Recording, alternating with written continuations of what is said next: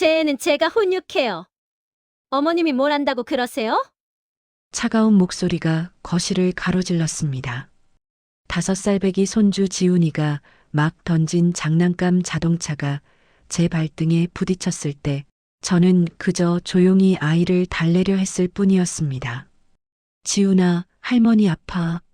장난감은 던지는 게 아니란다 하고 부드럽게 말했을 뿐인데 며느리 유진이가 소파에서 벌떡 일어나며 내뱉은 말이었습니다.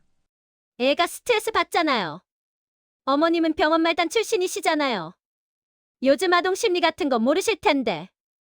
훈육은 법적으로도 부모 권한이에요. 손주가 보는 앞에서였습니다. 지훈이의 맑은 눈동자가 저를 바라보고 있었습니다. 아이는 무슨 뜻인지 다 이해하지 못했겠지만 할머니가 엄마한테 혼나고 있다는 건 알았을 겁니다. 작은 입술이 파르르 떨리는 게 보였습니다. 저는 아무 말도 하지 못했습니다. 38년간 간호조무사로 그리고 퇴직 후 5년간 약국 보조로 일하면서 수없이 많은 환자분들을 돌봤지만 그 순간만큼은 제가 정말 아무것도 아닌 사람처럼 느껴졌습니다. 명품 가방을 팔에 걸친 며느리의 눈빛은 차갑기만 했습니다. 하지만 여러분, 이런 상황이 벌어진 데에는 아주 충격적인 이유가 있었습니다. 그 이유를 말씀드리기 전에 여러분께 여쭤보고 싶습니다. 지금 어디에서 이 이야기를 듣고 계신가요? 출근길 지하철에서? 설거지하면서? 아니면 퇴근 후 집에서 편히 쉬면서? 댓글로 남겨주시면 정말 힘이 될 것 같습니다. 그날 밤 저는 제 작은 집으로 돌아왔습니다. 아들 부부 집에서 손주를 봐주려 갔다가 저녁도 먹지 못하고 쫓겨나듯 나온 것이었습니다. 현관문을 닫고 신발을 벗는데 갑자기 다리에 힘이 풀렸습니다. 그대로 현관 바닥에 주저앉아 버렸습니다. 병원 말단 출신이라는 말이 계속 귓가에 맴돌았습니다. 틀린 말은 아니었습니다. 저는 고등학교를 졸업하고 간호조무사 자격증을 땄습니다. 대학을 가지 못한 집안 형편 때문이었지만 그 일을 부끄러워한 적은 단 한 번도 없었습니다. 새벽 6시에 출근해서 밤 10시에 퇴근하는 날도 많았지만 환자분들이 박 선생님 덕분에 힘이 난다고 말씀하실 때면 가슴이 벅찼습니다. 그렇게 벌어 모은 돈으로 아들 대학까지 보냈습니다. 남편이 일찍 세상을 떠난 후 혼자서 아들을 키웠습니다. 과외비, 학원비, 대학 등록금까지 전부 제 손으로 마련했습니다. 아들이 대기업에 취직했을 때 저는 정말 세상을 다 가진 것 같았습니다. 그리고 3년 전 아들이 유진이를 데려왔습니다. 엄마, 이 사람 로펌에서 일하는 엘리트예요. 똑똑하고 멋있어요. 아들의 눈빛이 반짝였습니다. 첫 만남에서 유진이는 정장을 말끔하게 차려입고 명품 가방을 들고 왔습니다. 어머님, 제가 법률 쪽 일을 하다 보니 말투가 좀 딱딱할 수 있어요. 양해 부탁드려요. 공손하게 인사하는 모습이 참 기특해 보였습니다. 결혼 준비 과정에서도 유진이는 모든 것을 완벽하게 처리했습니다. 어머님, 요즘은 이렇게 하는 게 트렌드예요. 법적으로 이게 더 안전해요 하면서 척척 진행했습니다. 저는 그저 고개를 끄덕이기만 했습니다. 머리 좋은 며느리를 만나서 다행이라고 생각했습니다. 하지만 결혼 후부터 조금씩 이상한 기운이 느껴지기 시작했습니다.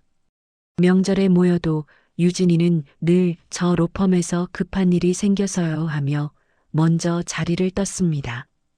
제사상 차리는 것도 제가 요리는 잘 못해요. 법률이라느라 시간이 없어서요 하며 피했습니다. 그럴 때마다 저는 바쁜 며느리 둔 게 자랑이라고 생각하려 했습니다. 손주 지훈이가 태어났을 때는 정말 행복했습니다.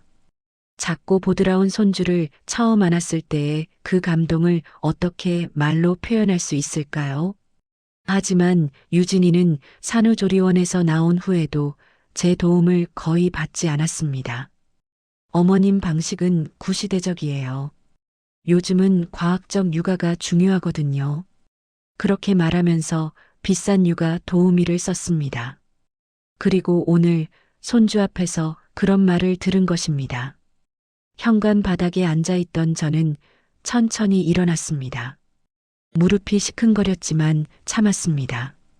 68년을 살아오면서 이보다 더한 일도 겪었습니다. 남편 장례식장에서도 눈물 참고 조문객들께 인사했던 제가 아닙니까? 하지만 이상했습니다. 가슴 한구석에서 무언가가 계속 긁혔습니다. 며느리의 차가운 눈빛, 법적으로라는 말을 입에 달고 사는 모습, 그리고 늘 들고 다니는 명품 가방들. 뭔가 어긋나 있다는 느낌이 점점 강해졌습니다. 그날 밤 저는 잠을 이루지 못했습니다. 그 모욕을 당한 지 일주일쯤 지났을 때 유진이에게서 전화가 왔습니다. 어머님, 오늘 저녁에 시간 되세요? 중요한 얘기가 있어서요. 목소리는 평소보다 한결 부드러웠습니다. 뭔가 부탁할 일이 있을 때 내는 그 톤이었습니다. 저녁 7시 아들 부부 집에 도착했습니다. 거실 테이블에는 과일이 담긴 접시가 놓여 있었습니다. 유진이가 직접 깎은 건 아니고 마트에서 파는 컵과일이었지만 그래도 신경 쓴 흔적은 보였습니다. 지훈이는 방에서 태블릿을 보고 있었고 아들은 회사 야근이라고 했습니다. 어머님 앉으세요. 유진이가 소파를 가리켰습니다. 명품 브랜드 로고가 선명한 가방이 소파 옆에 놓여 있었습니다. 이번엔 또 다른 브랜드였습니다. 지난주에 본 가방과는 다른 것이었습니다. 로펌에서 일하면 저렇게 자주 명품을 바꿀 수 있나 싶었지만 제가 뭘 알겠습니까? 어머님, 요즘 뉴스 보세요? 유진이가 노트북을 펼쳤습니다. 상속세가 얼마나 무서운지 아세요? 요즘 부동산 올라서 일반 서민들도 상속세 폭탄 맞는 경우가 많대요. 저는 조용히 귤 하나를 집어들었습니다. 그게 무슨 상관인데? 어머님 댁이요. 유진이의 눈빛이 반짝였습니다. 어머님이 사시는 그 동네, 지금 재개발 얘기 나오잖아요. 3년 안에 집값 2배는 뛸 거예요. 근데 그 상태로 나중에 상속받으면 세금이 어마어마해요. 재개발 이야기는 저도 들었습니다. 약국에 오시는 손님들이 종종 그런 얘기를 하셨습니다. 하지만 확정된 건 아무것도 없었습니다. 그저 동네 부동산에서 흘리는 소문 정도였습니다. 그래서요? 제가 물었습니다. 증여를 미리 하셔야 해요. 유진이가 노트북 화면을 제게 보여주었습니다. 복잡한 세금 계산표 같은 게 떠 있었습니다. 지금 증여하면 세금이 훨씬 적어요. 법적으로 10년 전에 증여한 재산은 상속세 계산할 때 빠지거든요.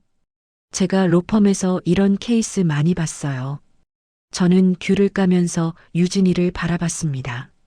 며느리는 정장 재킷을 말끔하게 입고 있었고 손톱은 최근에 받았는지 반짝반짝했습니다. 증여를 누구한테 하라는 거예요? 당연히 준호한테요, 어머님.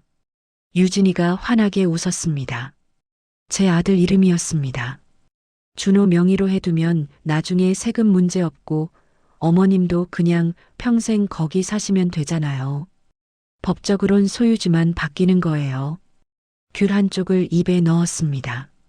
새콤한 맛이 입안에 퍼졌습니다. 나는 아직 팔팔한데 벌써 그런 걸 준비해?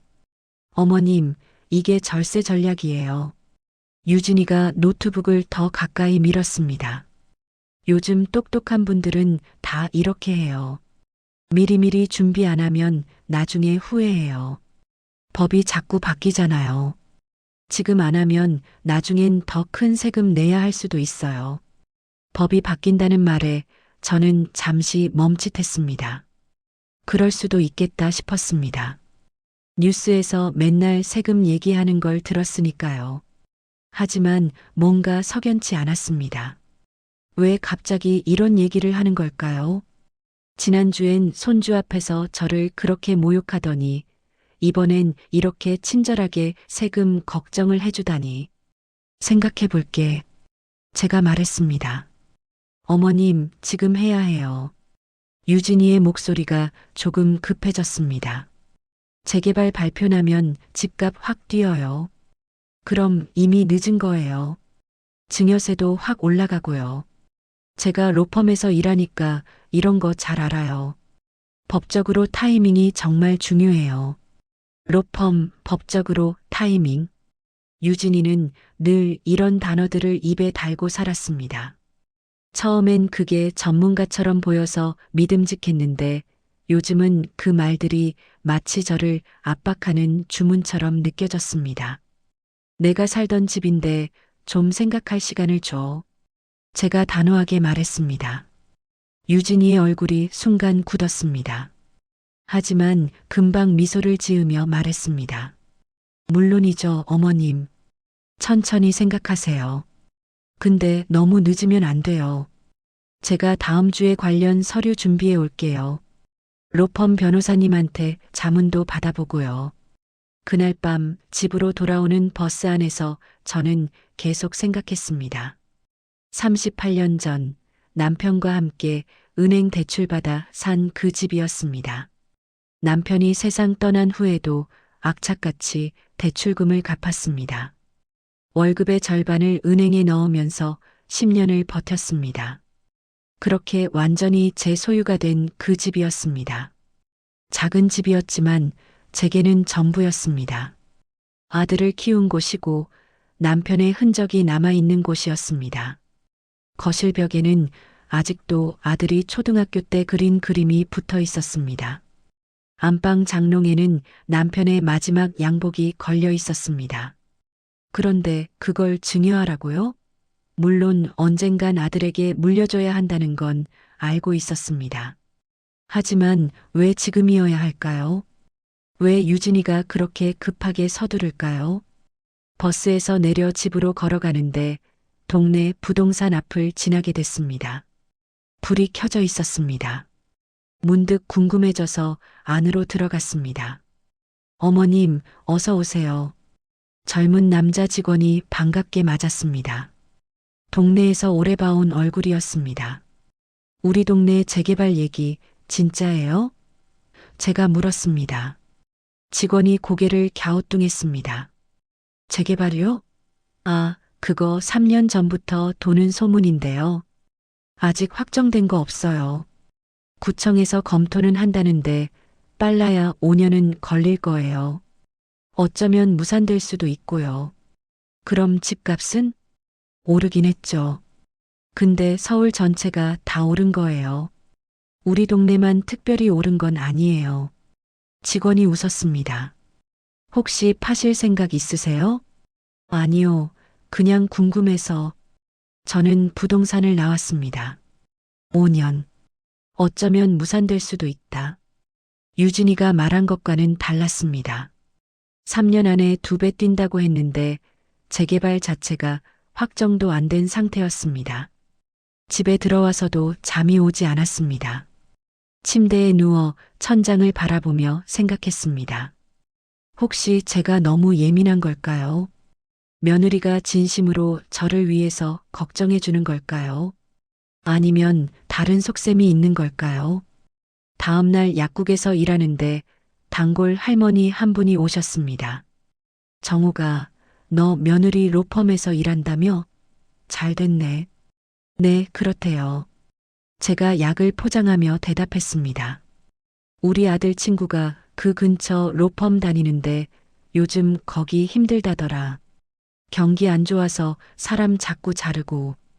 할머니가 한숨을 쉬었습니다. 젊은 사람들 고생이 많아. 그 말이 귓가에 맴돌았습니다. 혹시 유진이도 로펌에서 불안한 상황인 걸까요?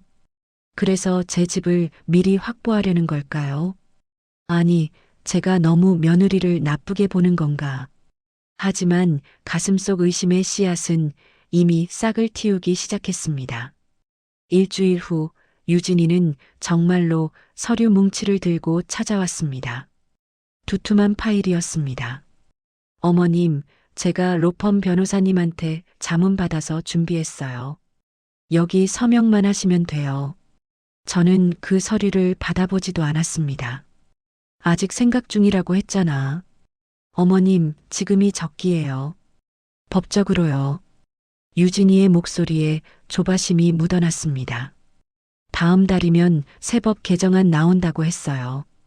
그럼 증여세율이 확 올라가요. 지금 안 하면 몇 천만 원 손해예요. 그때 지훈이가 방에서 뛰어나왔습니다. 할머니, 손주가 제게 달려왔습니다. 아이를 안아 올리려는데 유진이가 차가운 목소리로 말했습니다. 지훈아, 할머니 피곤하시니까 방 들어가 있어. 엄마, 나 할머니랑 놀고 싶은데. 지훈이가 입을 삐죽였습니다. 엄마가 지금 할머니랑 중요한 얘기하는 거야. 들어가.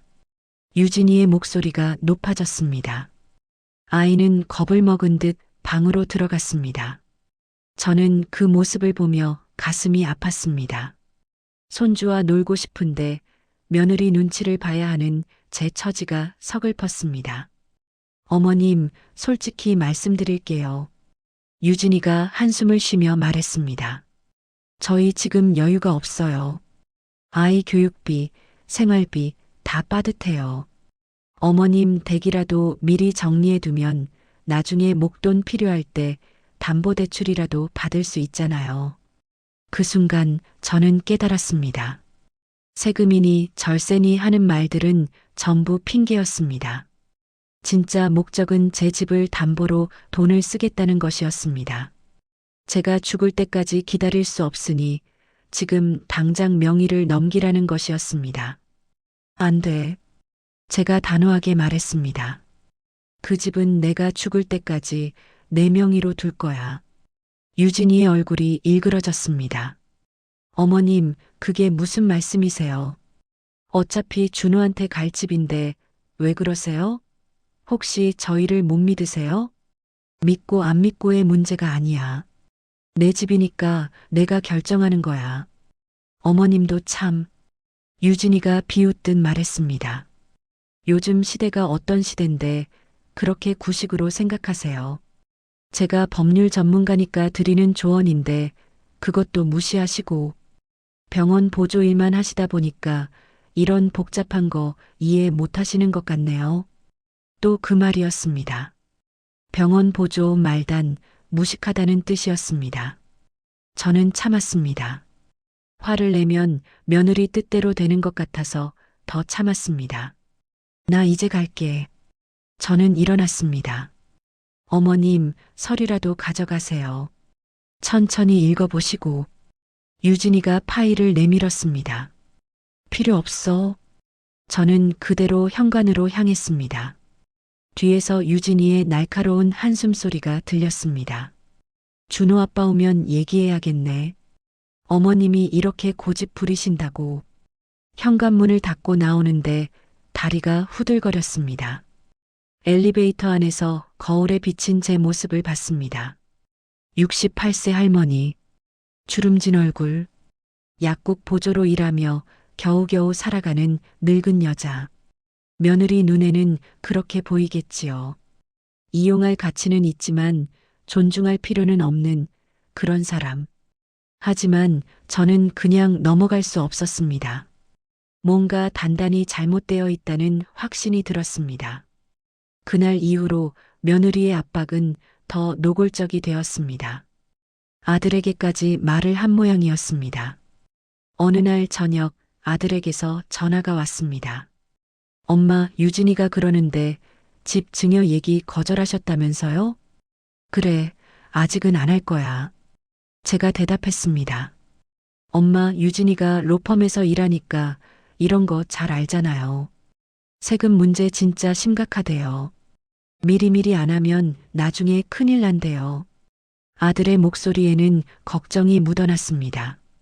하지만 그 걱정이 저를 위한 건지 며느리를 위한 건지 알 수 없었습니다. 준호야, 엄마가 바보 같아 보여? 제가 물었습니다. 무슨 말씀을 그렇게 하세요? 그냥 유진이 말이 맞는 것 같아서요. 내 와이프가 하는 말이 다 맞니? 엄마 말은 하나도 안 맞고 전화기 너머로 아들의 한숨이 들렸습니다. 엄마, 유진이가 서운해해요. 자기는 엄마 위해서 로펌 변호사한테까지 물어보고 준비했는데 엄마가 자기를 못 믿는 것 같다고. 며느리는 영리했습니다. 아들을 통해서 저를 압박하고 있었습니다. 게다가 자기는 피해자인 것처럼 포장까지 했습니다. 알았어. 엄마가 생각해 볼게. 저는 그렇게 대화를 마쳤습니다. 하지만 며느리의 공세는 거기서 끝나지 않았습니다. 며칠 후 명절도 아닌데 갑자기 친척 모임을 제안했습니다. 아들의 고모, 삼촌까지 다 모였습니다. 식당에서 저녁을 먹는데 유진이가 은근슬쩍 화제를 꺼냈습니다.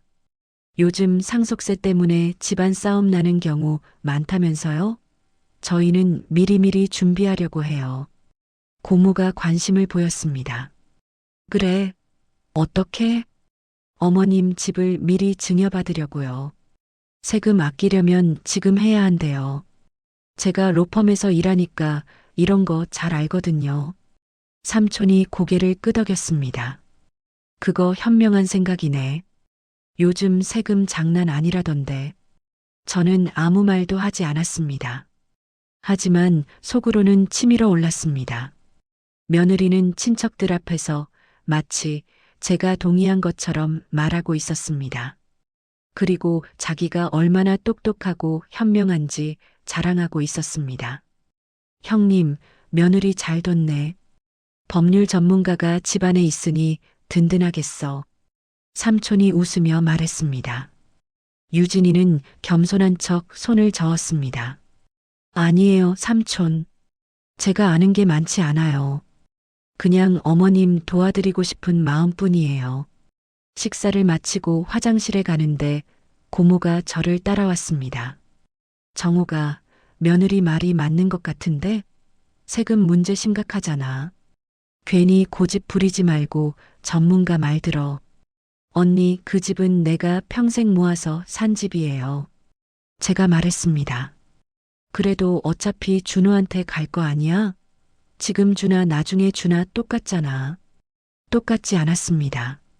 지금 주면 제 손을 완전히 떠나는 것이었습니다. 며느리 마음대로 처분할 수 있게 되는 것이었습니다. 하지만 그 말을 해봤자 고모는 이해하지 못할 것 같았습니다. 그날 밤 집으로 돌아와서 저는 결심했습니다. 며느리에 대해 제대로 알아봐야겠다고. 뭔가 숨기고 있는 게 분명했습니다. 다음 날 약국에서 일하는데 낯익은 얼굴이 들어왔습니다. 아들 회사 동료의 부인이었습니다. 예전에 아들 회사 가족 모임에서 몇 번 본 적이 있었습니다. 어머님, 안녕하세요. 그분이 반갑게 인사했습니다. 아이고, 언제 이사 오셨어요? 제가 물었습니다. 한 달 전에요. 여기 약국 괜찮다고 해서 왔어요. 그분이 처방전을 내밀었습니다. 약을 조제하면서 이런저런 이야기를 나눴습니다. 그러다 자연스럽게 며느리 얘기가 나왔습니다. 준호 씨 부인 로펌 다니시죠? 대단하시더라고요. 그분이 말했습니다. 네, 그렇대요. 제가 대답했습니다. 그런데 그분의 표정이 묘했습니다. 뭔가 말하고 싶은데 참는 것 같았습니다. 저는 넌지시 물었습니다. 혹시 유진이 아세요? 글쎄요. 그분이 주위를 둘러보더니 조용히 말했습니다. 저희 남편이 그러는데 유진 씨 로펌 매니저 아니라던데요? 제 손이 멈췄습니다. 네. 계약직이래요. 문서 스캔하고 복사하는. 저희 남편 친구가 그 로펌 다니는데 우연히 유진 씨 봤대요. 근데 사무실 안에 있는 게 아니라 복사실에 있더래요. 가슴이 철렁했습니다. 확실해요? 저도 남편한테 들은 거라 정확히는 모르겠어요. 근데 남편 친구가 분명히 봤대요. 혹시 동명이인 아닐까요? 그분이 조심스럽게 말했습니다. 약을 다 지어주고 그분을 배웅한 후 저는 한참을 멍하니 서 있었습니다. 계약직, 복사실. 그렇다면 그동안 며느리가 한 말들은 전부 거짓이었을까요? 법적으로 로펌 변호사한테 자문받았다. 이런 케이스 많이 봤다 같은 말들. 전부 허세였을까요? 퇴근 후 저는 인터넷 카페에 갔습니다. 컴퓨터는 서툴렀지만 검색하는 방법 정도는 알았습니다. 며느리가 다닌다는 로펌 이름을 검색했습니다. 채용 공고가 떴습니다. 행정 보조계약직 모집 마이너스 문서 스캔, 복사, 파일 정리 업무 내용을 보니 가슴이 답답해졌습니다. 이게 며느리가 하는 일이었습니다. 로펌 매니저가 아니라 단순 사무 보조였습니다. 더 검색하다 보니 그 로펌에 대한 후기들이 보였습니다. 계약직 3개월마다 자르고 새로 뽑음, 정규직 전환 거의 불가능, 업무량 많은데, 임금 낮음 같은 내용들이었습니다. 며느리는 불안했을 것입니다. 언제 잘릴지 모르는 계약직으로 일하면서 겉으로는 로펌 매니저인 척해야 했을 것입니다. 그래서 명품 가방을 들고 다니고 법적으로 같은 말을 입에 달고 살았을 것입니다. 하지만 그렇다고 해서 저를 속이고 제 집을 빼앗으려 한 것까지 용서할 수는 없었습니다. 다음 날 약국 단골 할머니가 또 오셨습니다. 정호가 너희 며느리 명품 가방 맨날 바꿔 들고 다니던데 로펌 월급이 그렇게 좋아? 글쎄요. 제가 애매하게 대답했습니다. 요즘 젊은 사람들 가방 렌탈 많이 한대. 한 달에 몇만 원 내고 빌려 쓰는 거야. 있어 보이려고. 할머니가 말했습니다. 렌탈. 그 말이 머릿속에 박혔습니다. 며느리의 명품 가방들이 전부 가짜이거나 빌린 것일 수도 있다는 생각이 들었습니다. 저는 조금씩 퍼즐을 맞춰가고 있었습니다. 하지만 아직 확실한 증거가 필요했습니다. 그날 이후로 저는 조용히 움직이기 시작했습니다. 38년간 간호조무사로 일하며 배운 게 있었습니다. 관찰하고 기록하고 증거를 모으는 것. 환자 차트를 작성하듯 저는 며느리에 대한 정보를 하나씩 모았습니다. 먼저 아들에게 넌지시 물었습니다. 준호야, 유진이 대학 어디 나왔더라?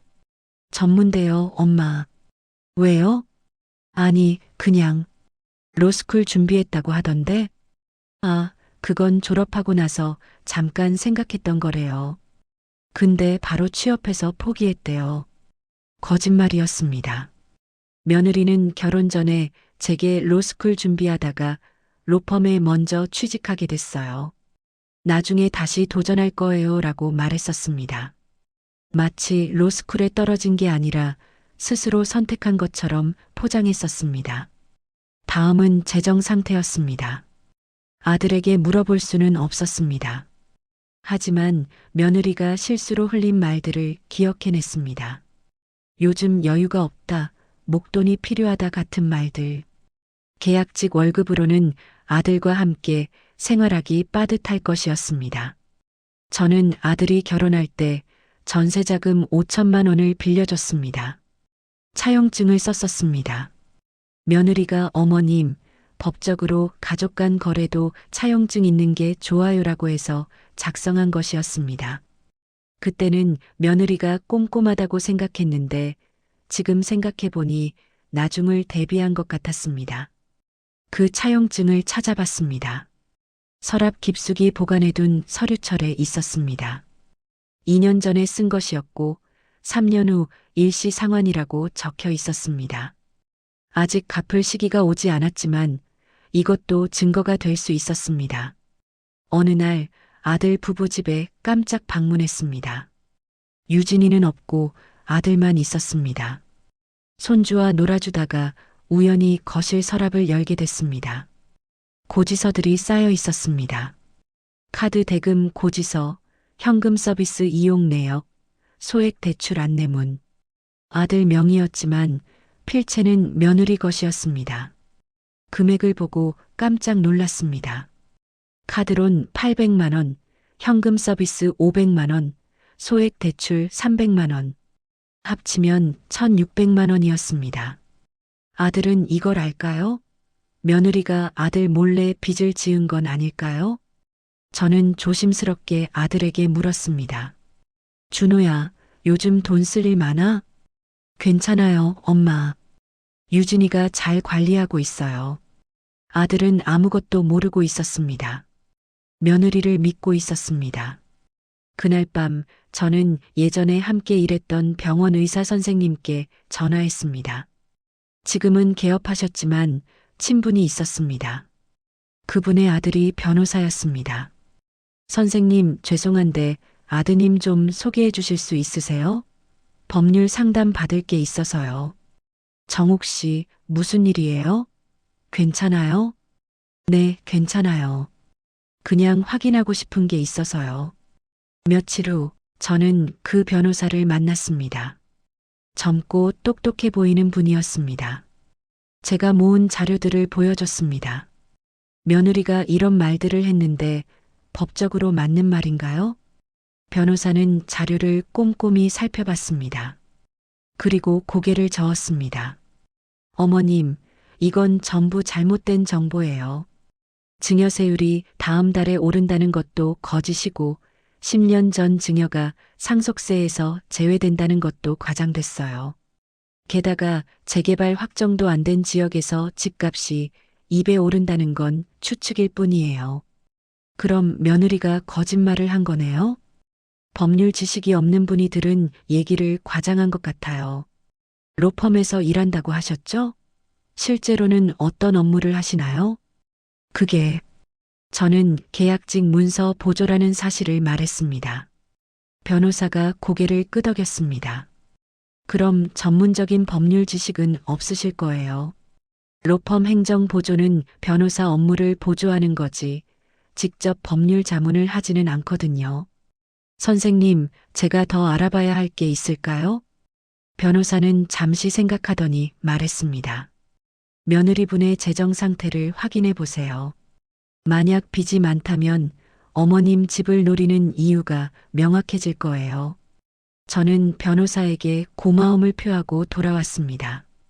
이제 본격적으로 증거를 모을 때였습니다. 다음 날 저는 인터넷으로 신용정보 조회 방법을 알아봤습니다. 본인이나 배우자만 가능하다고 했습니다. 하지만 아들을 통해 간접적으로 알아볼 수는 있었습니다. 준호야, 혹시 너희 부부 합쳐서 빚 있어? 제가 조심스럽게 물었습니다. 없어요, 엄마. 왜요? 주택담보대출 같은 거? 전세라서 그것도 없어요. 엄마가 빌려주신 거 갚으면 끝이에요. 아들은 정말 몰랐습니다. 며느리가 아들 명의로 몰래 대출받은 것을 전혀 모르고 있었습니다. 저는 결심했습니다. 더 이상 참을 수 없었습니다. 며느리의 모든 거짓말을 밝혀내고 아들을 지켜야 했습니다. 증거를 모으는 데는 3주가 걸렸습니다. 변호사 선생님의 도움으로 하나씩 확인해 나갔습니다. 먼저 며느리의 명품 가방들. 변호사 선생님이 조사해 준 결과 전부 렌탈 기록이 있었습니다. 한 달에 15만 원씩 내고 빌려 쓰는 것이었습니다. 6개월간 90만 원을 명품 가방 렌탈에 쓴 것이었습니다. 둘째, 학력. 며느리는 전문대 사무행정과를 졸업했습니다. 로스쿨은커녕 4년제 대학도 나오지 않았습니다. 하지만 사람들에게는 법학 공부했다, 로스쿨 준비했다고 거짓말했습니다. 셋째, 직급. 로펌 인사팀의 아는 분을 통해 확인한 결과 며느리는 행정 보조 계약직이었습니다. 정규직도 아니고 3개월마다 계약 갱신하는 불안정한 신분이었습니다. 게다가 최근 6개월 사이 2번이나 징계를 받았습니다. 문서 분실과 근태 불량이었습니다. 넷째, 재정 상태. 이게 가장 충격적이었습니다. 며느리는 아들 명의로 카드론 800만 원, 현금 서비스 500만 원, 제2금융권 대출 700만 원을 받아놨습니다. 합계 2천만 원. 게다가 친정 어머니 빚까지 대납한 기록이 있었습니다. 월급의 대부분이 이자 갚는 데 들어가고 있었습니다. 다섯째, 불법 거래. 며느리는 중고 명품 거래 사이트에서 가짜 제품을 진품인 것처럼 속여 판 기록이 있었습니다. 피해자가 경찰에 신고했다가 합의한 케이스도 있었습니다. 모든 증거를 A사 용지에 정리했습니다. 50장이 넘었습니다. 변호사 선생님이 법률적으로 문제될 수 있는 부분들을 표시해줬습니다. 어머님, 이 정도면 충분합니다. 사기, 문서 위조, 횡령 가능성도 있어요. 선생님, 제가 뭘 해야 할까요? 먼저 아드님께 사실을 알리세요. 그리고 며느리분께 내용 증명을 보내세요. 빌려주신 5천만 원도 즉시 상환 요구하시고요. 이혼까지 가게 될까요? 변호사는 조용히 고개를 끄덕였습니다. 아드님이 진실을 알면 그럴 가능성이 높습니다. 저는 며칠간 고민했습니다. 아들의 가정을 제 손으로 무너뜨리는 것 같아 괴로웠습니다. 하지만 이대로 두면 아들이 더 큰 피해를 볼 게 분명했습니다. 며느리의 빚은 계속 늘어날 것이고 제 집까지 빼앗기면 아들에게 남는 건 아무것도 없을 것이었습니다. 토요일 오후 저는 아들을 조용한 카페로 불렀습니다. 유진이는 없이 아들만 나왔습니다.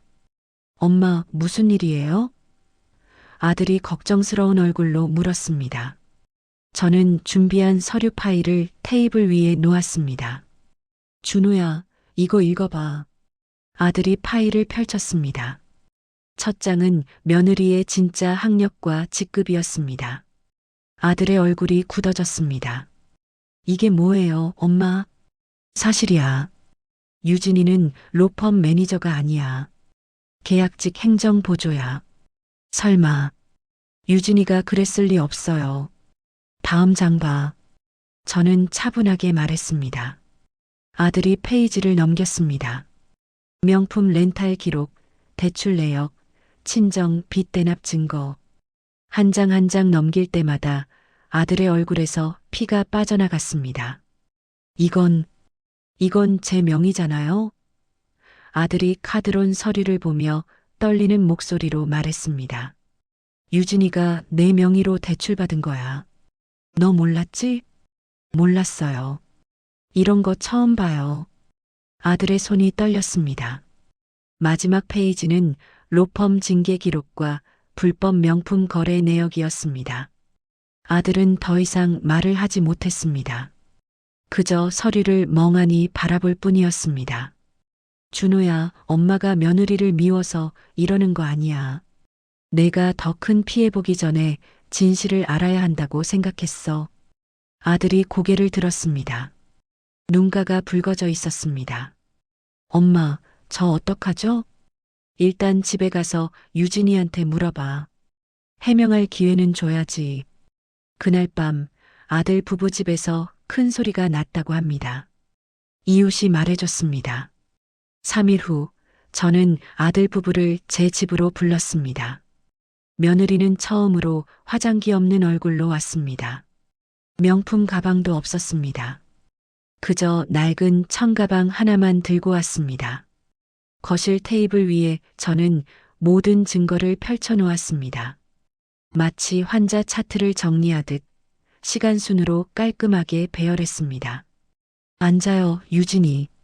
저는 차분하게 말했습니다.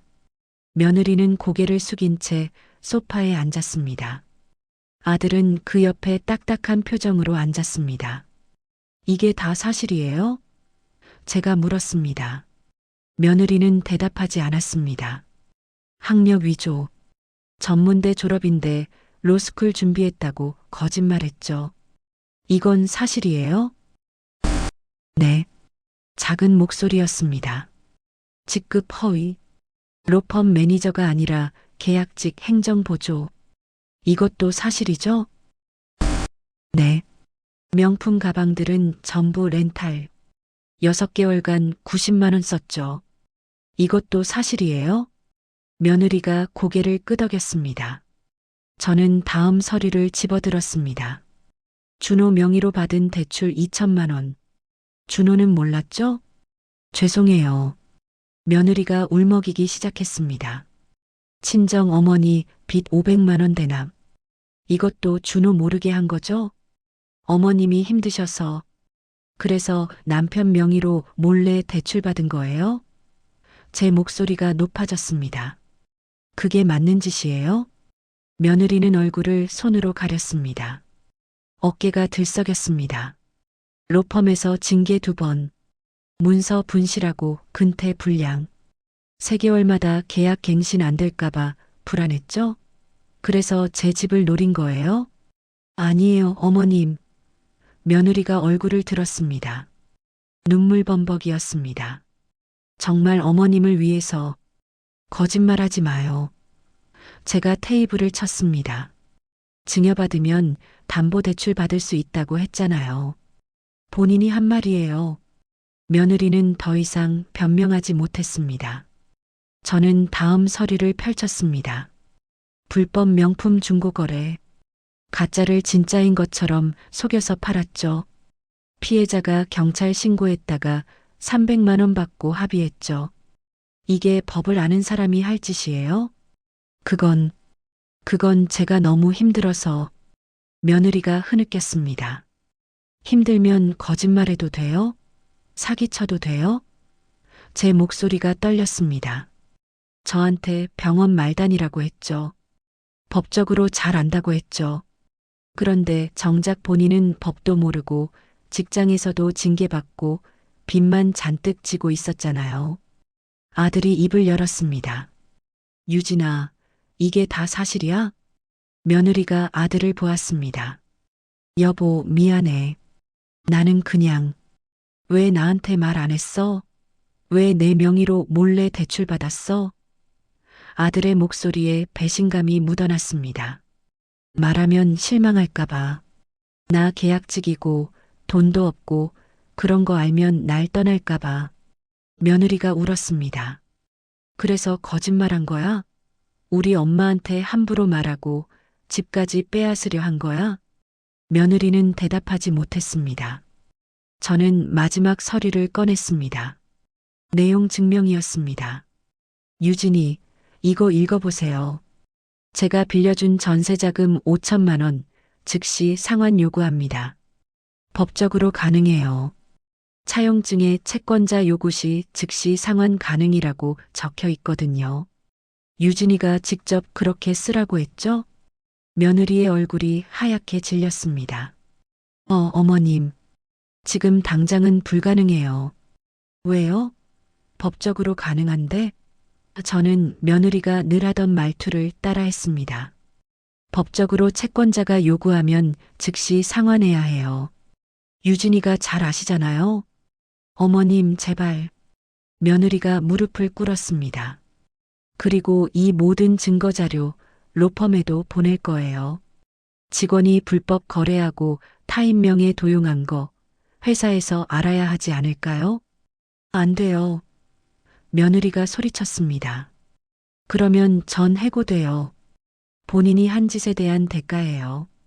저는 차갑게 말했습니다. 아들이 머리를 감싸쥐었습니다. 엄마, 이혼할게요. 며느리가 아들에게 매달렸습니다. 여보, 안 돼. 지훈이는 어떡해. 제발. 넌 우리 가족을 위한 게 아니었어. 너 자신을 위한 거였잖아. 아들이 며느리의 손을 뿌리쳤습니다.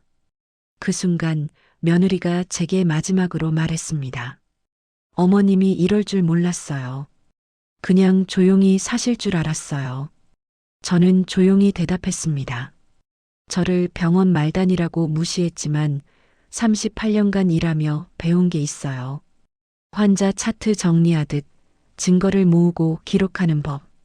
그리고 진짜 법률 전문가가 누군지 구분하는 법도요. 일주일 후 로펌에서 며느리에게 연락이 왔습니다. 제가 보낸 자료를 검토한 결과 계약 해지 통보였습니다.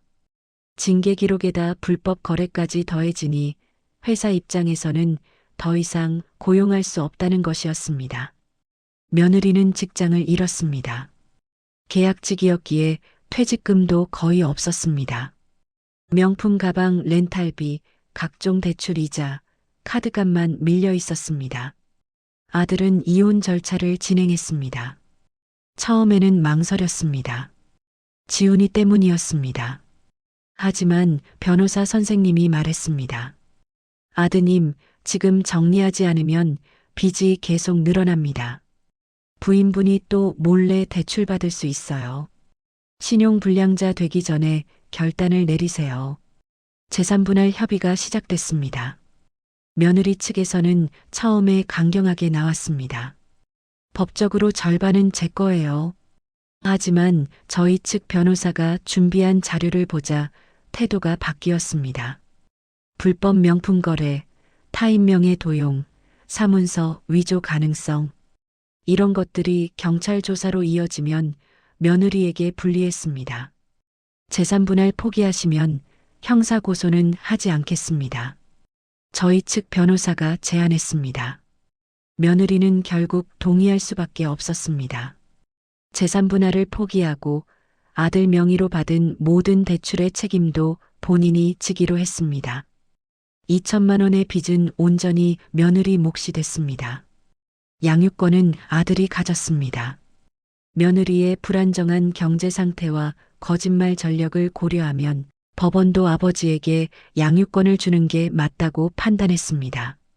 마지막 재판날 저는 법원 복도에서 며느리를 마주쳤습니다. 며느리는 초라한 옷차림이었습니다. 명품 가방도 화려한 정장도 없었습니다. 어머님, 며느리가 다가왔습니다. 저는 가만히 서 있었습니다. 제가 잘못했어요. 진심으로 사과드려요. 이제 와서 사과해도 소용없어요. 유진이는 우리 가족을 속였어요. 저도 힘들었어요. 계약직이라고 무시당하고 돈도 없고 있어 보이고 싶었어요. 며느리가 울었습니다. 그래서 거짓말하고 사기친 거예요? 지훈이는 생각 안 했어요? 제가 차갑게 물었습니다. 지훈이, 며느리의 목소리가 떨렸습니다. 지훈이 잘 부탁드려요. 걱정 마요. 제가 키울 거예요. 유진이처럼 거짓말하는 사람으로는 안 키울 거예요. 며느리는 더 이상 말하지 못하고 돌아섰습니다. 이혼이 확정됐습니다. 아들은 지훈이를 데리고 제 집으로 들어왔습니다. 좁았지만 셋이 살기에는 충분했습니다. 며느리는 빚을 갚기 위해 편의점 야간 알바를 시작했다고 들었습니다. 명품 가방도 법적으로라는 말도 이제 할 수 없게 됐습니다. 친정으로 돌아갔지만 거기서도 환영받지 못했습니다. 친정 빚까지 본인이 떠안게 됐으니까요. 로펌에서 해고된 후 다른 회사에 이력서를 넣었지만 번번이 떨어졌습니다. 징계 기록과 단기 근무 이력이 발목을 잡았습니다. 아들은 죄책감에 시달렸습니다. 엄마, 제가 잘못 봤어요. 유진이 겉모습만 보고. 준호야, 이제 지나간 일이야. 앞으로 잘하면 돼. 저는 아들을 안아줬습니다. 6개월이 지났습니다.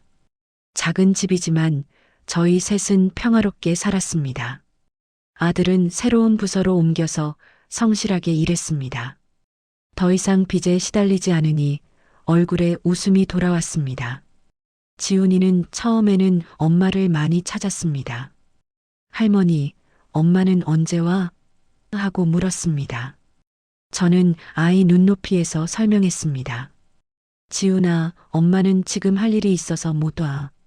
대신 할머니가 지훈이 돌봐줄게. 시간이 지나면서 아이도 적응했습니다.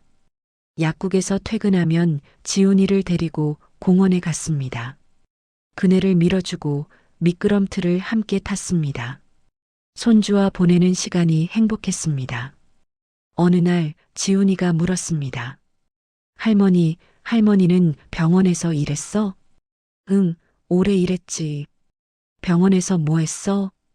아픈 사람들 도와줬어. 주사도 놓고 약도 주고. 지훈이의 눈이 반짝였습니다. 할머니 멋있다. 나도 나중에 병원에서 사람 도와주고 싶어. 가슴이 뭉클했습니다. 그래, 지훈이. 사람 돕는 일은 정말 좋은 거야. 할머니처럼 될 거야. 지훈이가 환하게 웃었습니다. 저는 손주를 꼭 안아줬습니다. 이 아이만큼은 정직하고 따뜻하게 키우리라 다짐했습니다. 제 집은 그대로 제 명의로 남아 있습니다. 증여도 담보대출도 하지 않았습니다. 평생 모아서 산 집, 남편과의 추억이 서린 집, 이제는 손주와 새로운 추억을 만드는 집이 됐습니다. 저는 약국일을 그만두고 작은 간식 가게를 시작했습니다. 집 근처 작은 가게였습니다. 붕어빵, 호떡, 군밤 같은 걸 팔았습니다. 손주 학교 끝나면 함께 가게에 왔습니다. 지훈이가 손님들에게 인사하는 모습이 기특했습니다. 할머니, 저 손님한테 붕어빵 드렸어요. 지훈이가 자랑스럽게 말했습니다. 잘했어, 지훈아. 저는 손주 머리를 쓰다듬었습니다. 가게는 크지 않았지만 동네 사람들이 자주 찾았습니다. 정옥 씨, 손주 키우느라 고생 많네. 아이고, 지훈이 참 예의 바르게 컸네. 간식을 사러 온 아이들에게 덤으로 하나 더 줬습니다.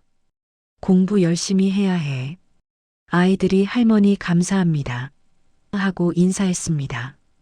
돈을 많이 버는 건 아니었지만 마음이 편했습니다. 빚도 없고 거짓말할 필요도 없었습니다. 그저 손주와 아들과 함께 하루하루 성실하게 사는 것. 그게 제 노후의 행복이었습니다. 어느 날 저녁 셋이 함께 밥을 먹는데 지훈이가 말했습니다. 할머니, 나 오늘 학교에서 우리 가족 그림 그렸어. 그래, 누구 그렸어? 아빠, 할머니, 나. 지훈이가 그림을 보여줬습니다. 크레파스로 그린 서툰 그림이었지만 셋이 손잡고 웃고 있었습니다. 그림 위에는 우리 가족은 행복해요라고 적혀 있었습니다. 아들이 눈시울을 붉혔습니다. 지훈아, 고마워. 저도 가슴이 뭉클했습니다. 명품 가방도 큰 집도 많은 돈도 없었지만 우리에게는 서로가 있었습니다. 거짓말 없이 정직하게 서로를 아끼며 사는 것. 그게 진짜 행복이었습니다. 밤에 손주를 재우고 거실에 앉아 있는데 아들이 다가왔습니다. 엄마, 죄송해요. 그리고 고맙습니다. 왜 갑자기? 엄마가 아니었으면 저 큰일 날 뻔했어요.